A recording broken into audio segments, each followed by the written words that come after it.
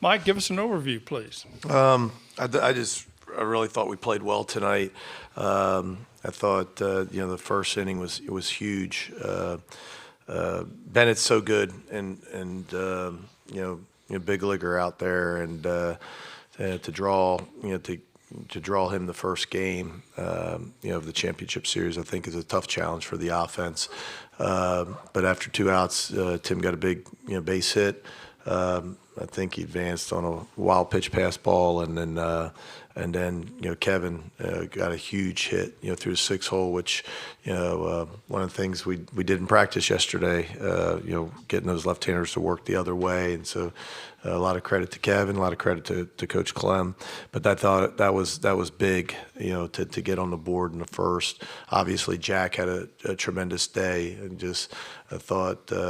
Super fastball command, super slider command, and he just lived ahead in the zone or ahead in the count,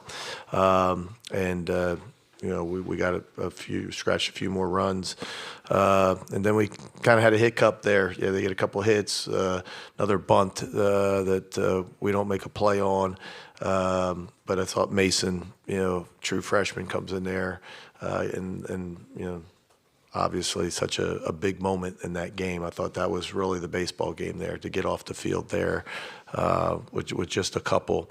And, then, of course, we hadn't scored for a while. And the big home run by TJ, and then, bench. And then, of course, I guess Calvin was in between. But three home runs, back to back to back. I don't know if that's ever been done here at this stadium. Sure.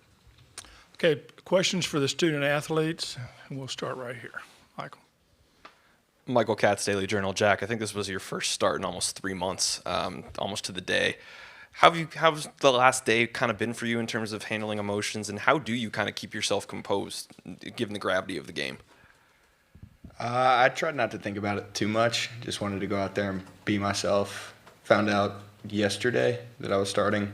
My mom actually got mad at me because I didn't tell her. I didn't want to think about it too much, didn't want to get in my own head. I just wanted to go out there and pitch. Okay, right here. Austin Elders with the Rebel Walk. Mason, coming in a situation like that as a true freshman, what does that do for your confidence when you come in a situation like that? You only allowed the 1 run there towards the end of that inning, but then you get out of just a huge situation. What does that do for your confidence? It was great. God gets all the glory for that, though, because I asked him for some peace and some strength before I went out there, and he gave me both. So I was just so excited to get out of it for the team. It was a great opportunity, and looking forward to the next couple of days. Okay.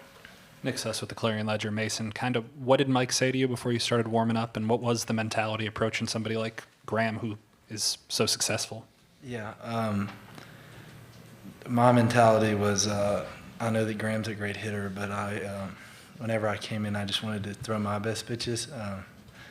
And Coach was calling it. He told me when I came out there, just fill up the zone, slider away first pitch. So that was the game plan. I was just trying to get my slider down, throw the fastball, locate it well, and I did it. Okay. Next question, student athletes.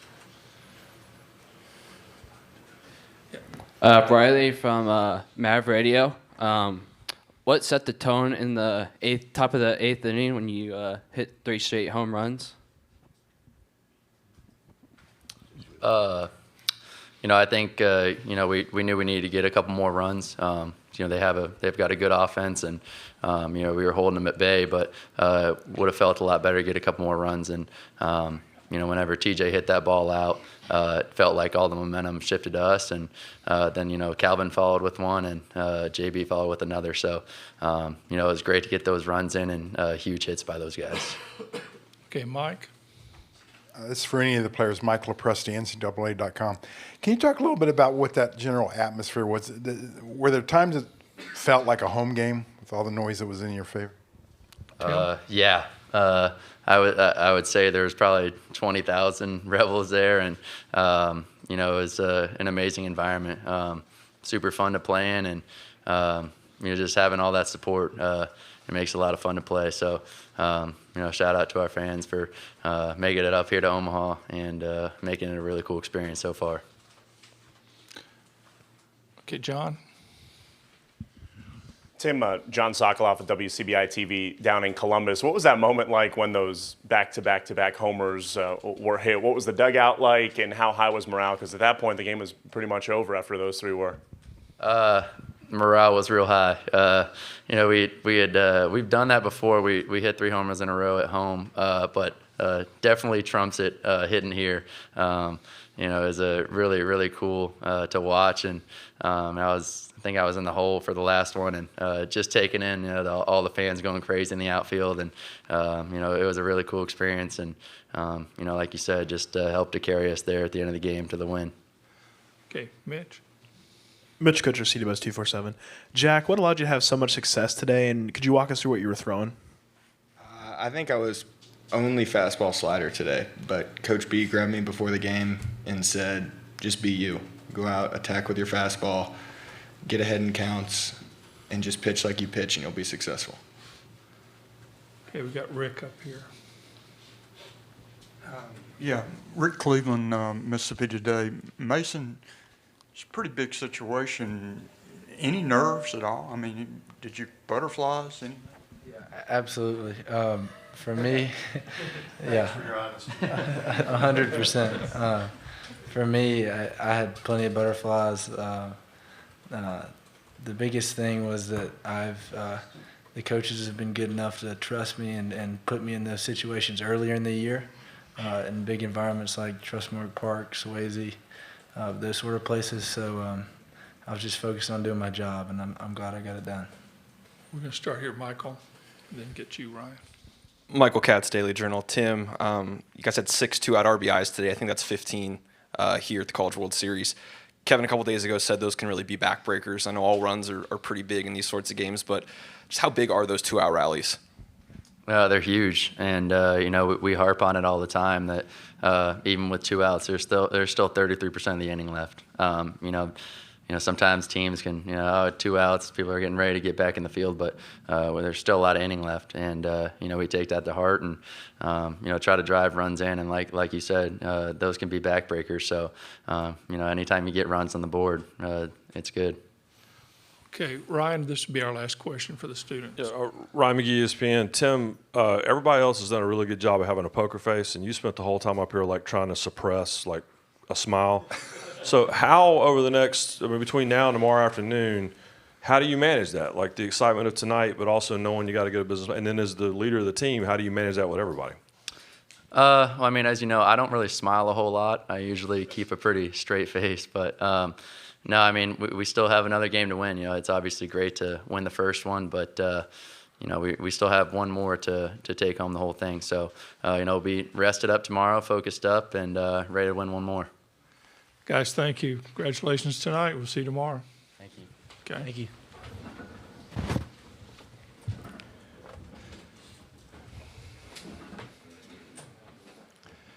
Yeah, cheer up. Cheer up. Okay, questions for Mike, and we'll start right here with, we'll get down here. Michael Katz, Daily Journal. Mike, you brought up how great Jack was today. First start since that Tennessee series, which just kind of gave you the confidence that he was the right guy for this sort of moment.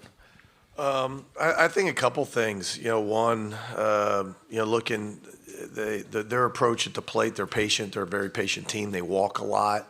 And felt that we needed somebody that was going to fill up the strike zone, and the guys that were available. I thought he was the best guy to do that. I thought he could deliver and land some sliders early, but again, you didn't know he was going to walk out there and throw 5 perfect innings like that. I was asked earlier, hey, what was your expectation?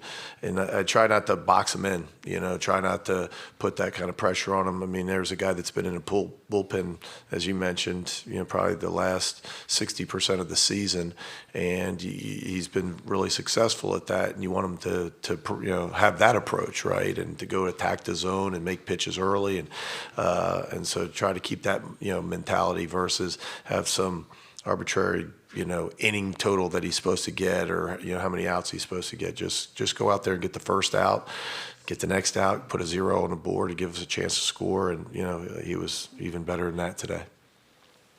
Okay, right here.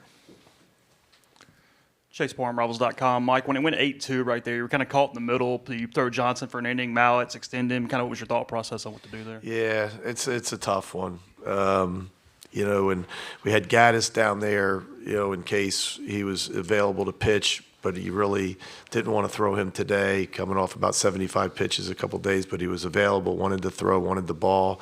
But is he the best? Normally he would be a great option, in that situation because, he pounds the strike zone with a lead.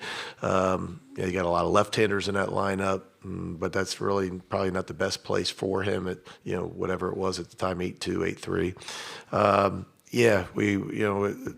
It was a coin flip, and you've seen me enough. We get to that point, the guy's already thrown, he's hot. Let him finish it. Let's win the game and move on rather than try to dissect it too much. But then we went out and scored a couple in the ninth. The lead got a little bigger, and so we ran Derek down there because, again, he's another strike thrower, and but we didn't need to use him. John. John Sokoloff, WCBI TV down in Columbus, Mississippi. Mike, it was the first time since 1998 here that there were back-to-back homers, and those were essentially kind of what helped really put the game away. I mean, I asked him about it, but what was that kind of like for you there? Yeah, everybody will talk about the 3 homers, but the first one was huge, because we kind of screwed up an inning, not getting a bunt down. We go for a steal. Their catcher makes a perfect throw at third, and they get Peyton, and it looked like, we're going to kind of, just kind of wreck an inning that it looked like we were going to be able to score. And, TJ comes in left on left, and I think it was a breaking ball, that he got a great swing on and, hit it into the bullpen. So, and then, of course, Cal, where he hits him, not many balls, as get out to that spot. And then, of course, Justin jumps in, as well. So I thought that, that kind of knocked the wind out of their sails. It would for anybody. But I thought the big one was TJ, just because of the way the inning looked like it was going to end. Mike, Jared Redding, 24/7 Sports. I know you said a couple days ago that you expected a lot of Ole Miss fans here tonight. Did you expect it to basically be like an amplified Swayze Field tonight? It felt like Swayze Field because of how many Ole Miss, because how partisan maybe it was, but man, it felt like a football game out there. On the field, it was that loud. Swayze's been pretty loud. I don't know if Swayze's ever been that loud. When they played Sweet Caroline, whatever inning that was, I've never heard anything like that. And so just impressive and just. Thankful, and I think as a coach, it's really neat to sit back, and you don't do it too much in the game, but it was so loud that a couple times you did. You look up and go, wow, all these people showed up here. It's not an easy place to get to. It's not a cheap place to get to, and a lot of people, it meant the world for them to be here this weekend, and they're passionate, aren't they? Austin. Austin Elders with the Rebel Walk. Coach, obviously Mason talked about it a little bit, but from a coaching perspective, how big is it for you seeing that guy come out of the bullpen and be able to deliver in that situation? And he really has done it. It's easy to say he's done it the second half of the season, but especially in postseason. We haven't been in a lot of tight games, and that might have been obviously where he's at, on this stage, but bases loaded, no outs, and facing one of the best hitters in the country, and he gets a couple punch outs, and and then he lets one get across, but that's really my fault. We just didn't try to hit a double or a gapper and score everybody, and he's able to land a slider a lot, but it probably should have went fastball and just made him hit it. But we didn't want to risk that, where we were in the game. Rick Cleveland, Mississippi Today. Mike, what was your thinking when you went to Nichols? A lot of people, in fact, I thought you might go to Mallets at that point. Yeah, I thought it was a little early for Mallets. At that point, you're looking at outs and how do we get to the end? And now again, if I knew it was bases loaded and it was 4-1, then maybe I would have done it differently. But sometimes it doesn't work that way. It doesn't work as perfectly as that. We don't field the bunt, and then he walks the guy that was had a no-hitter, a perfect game going, and he was awesome. But all of a sudden we misplay a bunt, a couple base hits, which is obviously part of the game. But then we don't field a bunt, we don't get an out. And then he walks a guy, and so Mason was the guy that was up at that time and hot and ready to go. Mallets wasn't ready, and so sometimes. But originally going from the 6th inning on, there's a lot of game left. There's 12 outs left, and I thought that was going to be too much to put with a lead to put too much on Mallets and Johnson to get to the end. We wanted to see if Mason could get us an inning or two. Colton Sully, OU Daily. Coach, just want to ask you about facing Cade Horton tomorrow. Obviously, was previously committed to Ole Miss. What unique challenge does he bring on the mound? He's really had a great last month or so, and coming off of surgery, and he's got tremendous stuff. Saw a little bit of his game again. We were preparing for this game and preparing for Bennett, so I haven't really, locked in too much. But I know he's pitched really well, down the stretch here, and had a great game, the other day here, and guy that's super talented. Nick, this will be our last question. Nick Suss with the Clarion Ledger. Mike, I know it's natural to feel the anticipation for the guys being one win away. How do you handle or kind of harness those emotions going into the quick turnaround? I think they get it. We'll talk about it, in meetings tomorrow. But you want them. You're ready. You want them. I think sometimes you worry too much about being too calm. That was kind of the message today, is to go for it. You're here, in a national championship series, and you deserve to be here, and it's time to press the gas pedal and go for it. To be aggressive. So we'll try to juggle that. I think they realize that you got to win. To win, you got to play really well to beat a really good team in the other dugout. You don't get to this point not realizing that.